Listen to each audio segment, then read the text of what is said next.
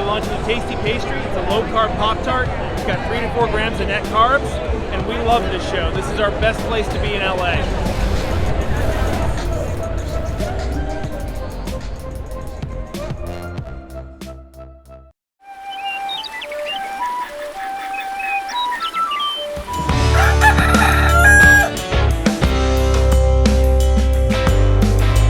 Welcome back to Legendary Foods Muscle in the Morning. I'm Dave Palumbo, and today is Wednesday, May 4th, 2022. And let's find out what's going on in the world of bodybuilding and fitness.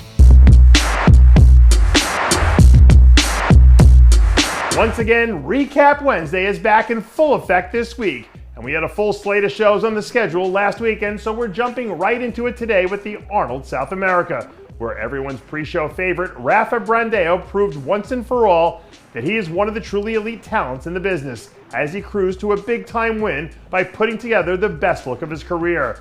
Sliding into second, we had Vitor Boff, who was really impressive here. If you haven't had a chance to check out the pictures yet, he is going to be someone to look at in the future.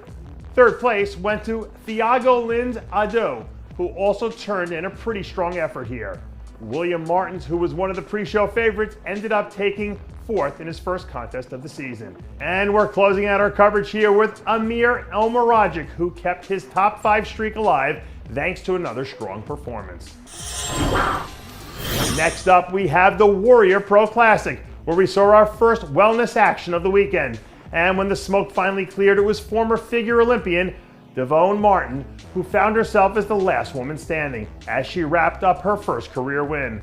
The runner-up spot went to Amanda Renizidi, who quietly put together a really nice start to her season. And rounding out the top 3, we saw an impressive outing from Sheila Martins in her season debut. Moving on to Classic Physique, where the big headline comes from Lamar Shaw, who showed once again that he's ready to step up and make his presence felt this year, on the way to collecting another big win.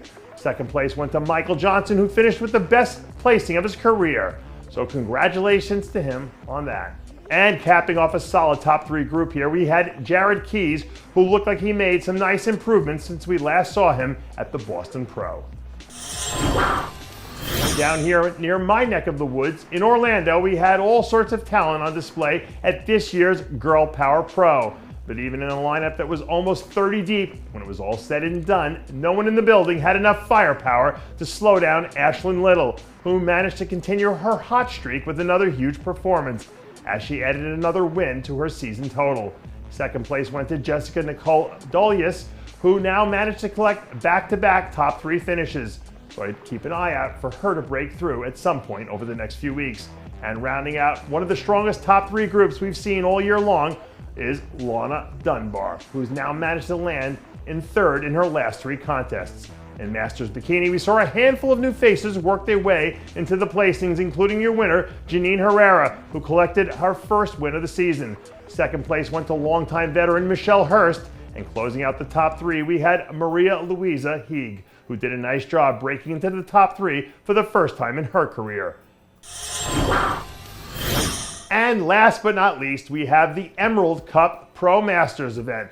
And we're starting off our coverage with the men's 40-plus bodybuilding, where we saw Paul Baker do enough to secure the win. And in the men's 50-plus bodybuilding, a well-deserved win went to former NPC Universe winner Tremel Taylor. We also had some action on the figure side here, and once again we saw Kim Clark do what she does best by pulling a hat trick, as she collected wins in the 40, 45-plus, and 50-plus divisions, which is something you definitely don't see too often. And that does it for yet another edition of Muscle in the Morning. I'm Dave Palumbo, reminding you to always be true to your passions, and make sure to follow us on Facebook, Twitter, and Instagram.